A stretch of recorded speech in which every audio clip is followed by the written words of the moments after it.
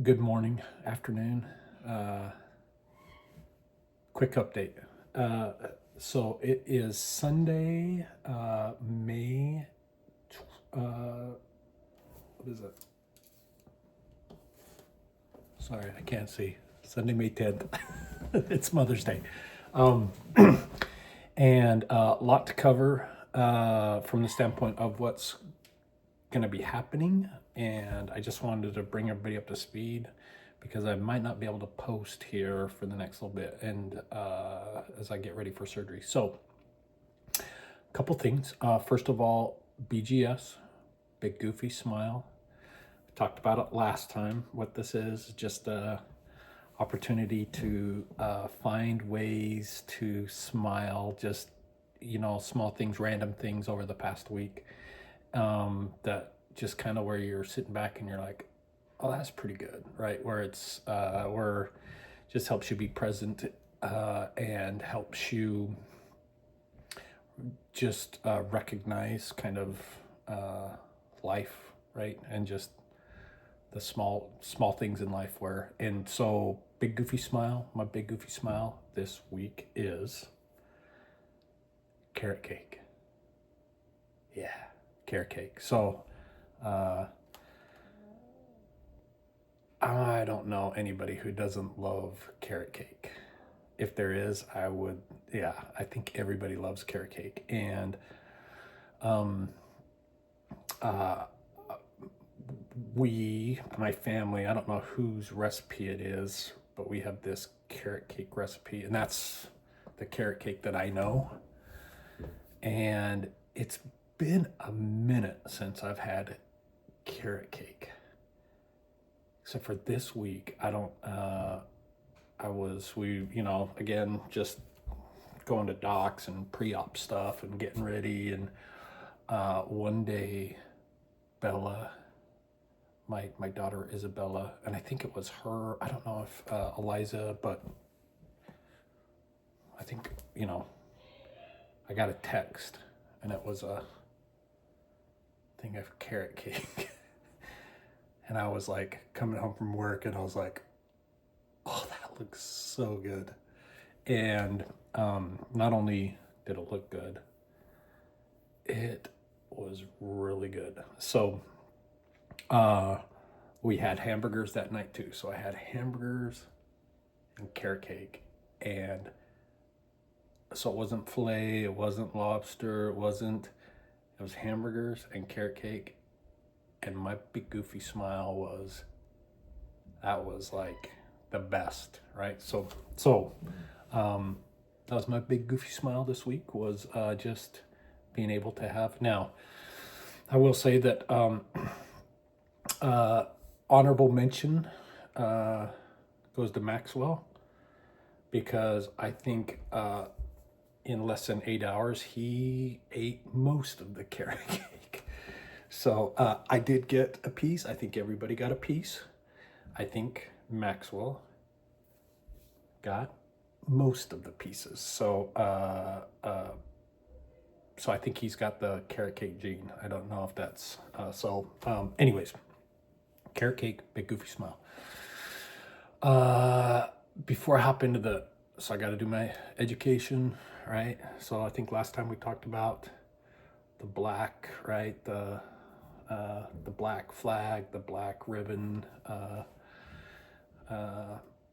This week, sunscreen. So I'll talk just high level, just been looking a lot about sunscreen and just importance of sunscreen. And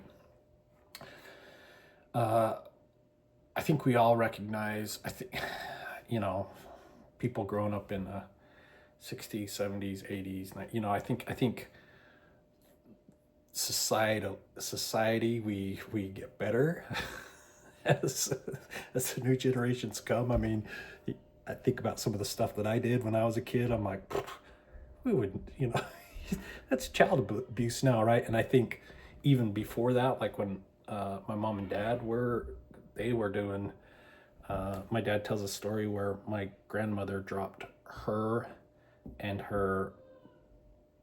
his brother off in a pasture I think with like a bag of potatoes and like for the weekend, like, and they were like, 10 and 12, like, good luck, and they just dropped them off with a bag of potatoes and their fishing rods to say, will be, and I'm like, what? No.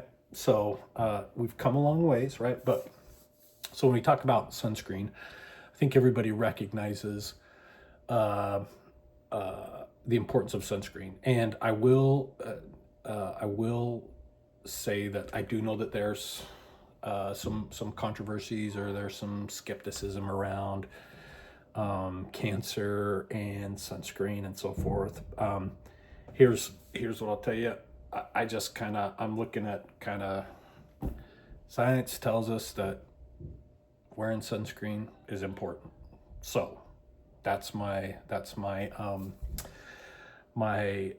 message. I'm not going to go in. I think everybody recognizes, putting it on before you go out, making sure it's there. The one thing that I do want to is how much. That's one thing that I did learn, is how much sunscreen is important when you go out. And this is something that I was like, I've never known that. I've never known how much sunscreen you put on. And so just think of, 7 teaspoons is what you should do. And think of your body in different kind of zones, and 1 teaspoon for every zone. So your head and your face and your neck should get 1 teaspoon, one arm, another teaspoon, another arm, another teaspoon, front torso, teaspoon, back torso, teaspoon, one leg, teaspoon, the other leg, teaspoon. And what a teaspoon is, and people are like, well, do you get out and measure no, you don't have to do that. So like, take your 2 fingers, cover your 2 fingers, just with sunscreen, and that should be enough for your face. Do the same thing for one of your arms. Same thing for your other arm. So 7 teaspoons. Make sure to put that on. Make sure you're wearing that. So, or you'll end up with the cancer. Just saying. Let's see. Okay, surgery tomorrow. It is, like I said, today is Mother's Day. And so Christy and I are going into the city tonight, into Chicago. We're staying in,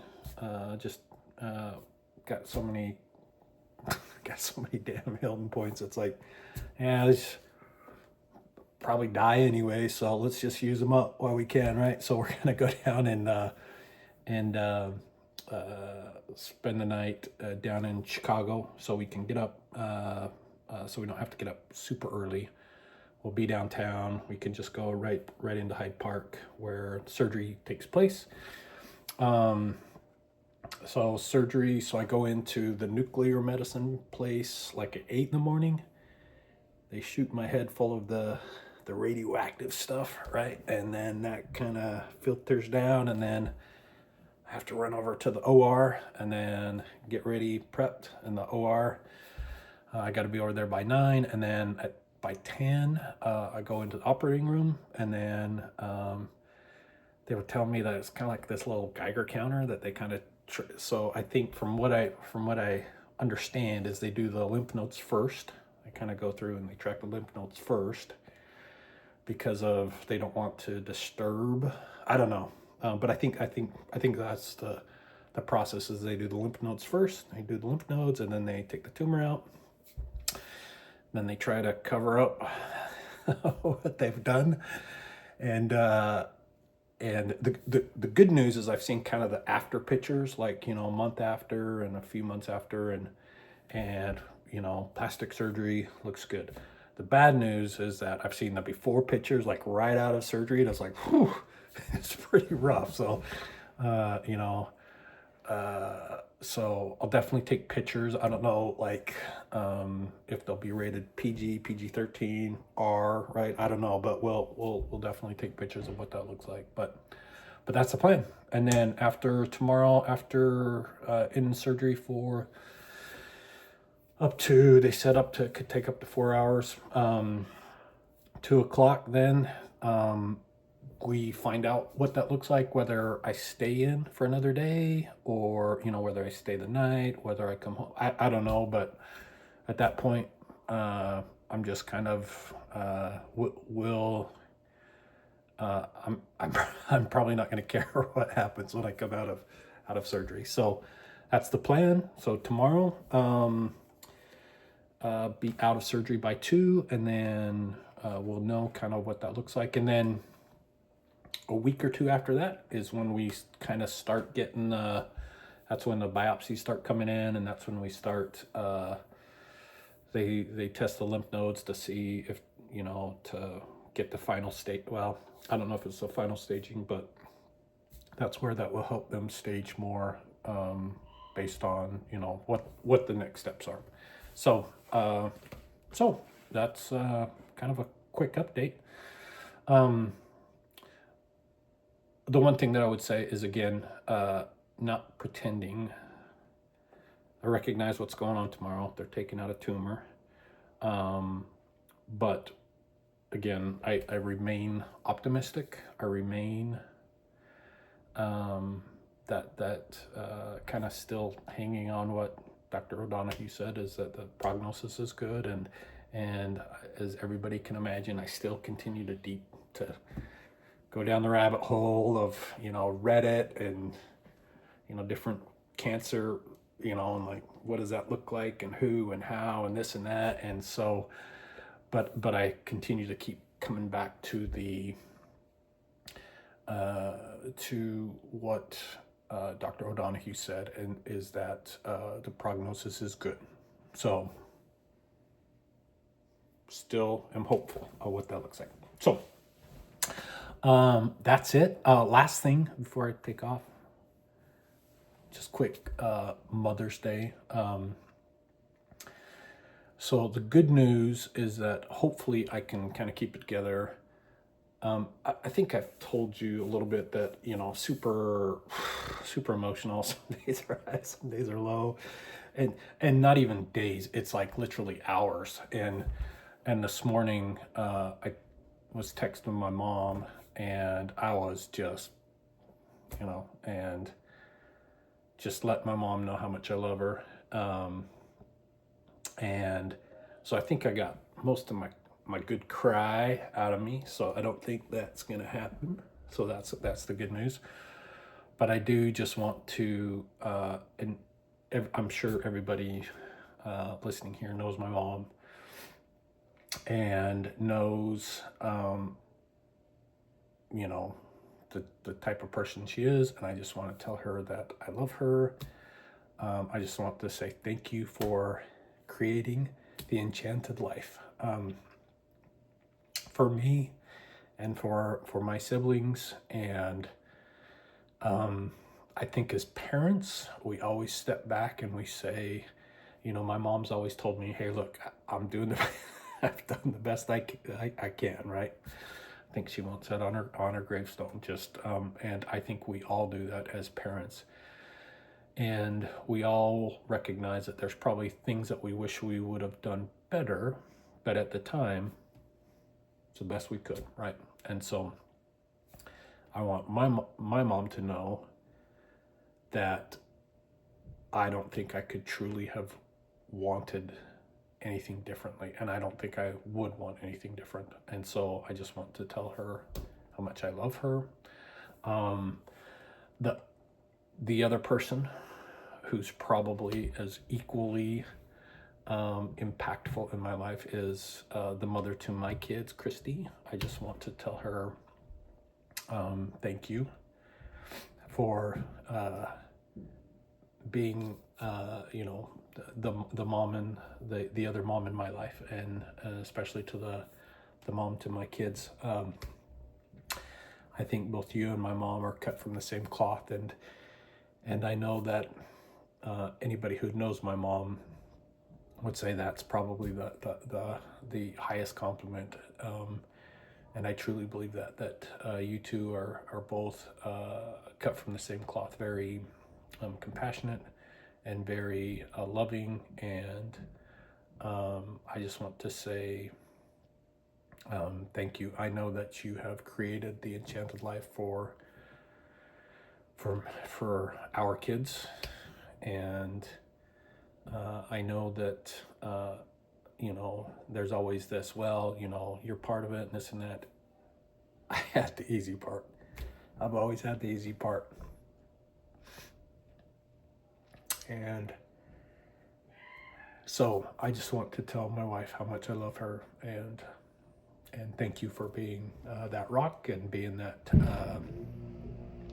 person in my life that my kids can always look up to say, to tell her thank you for creating that life. So that's it. Did pretty good. Still trying to, but life is good. Life is rich. Life is full. Recognize that. Recognize that we all are in different places and different spaces, but that at the end of the day, life is good. And with that, next update, if you've smashed that like and hit the bell, we talked about the bell last time, we got to hit the bell. I will make an update. I don't know when. If you never get another update, that means you might get one for the funeral. Saying, but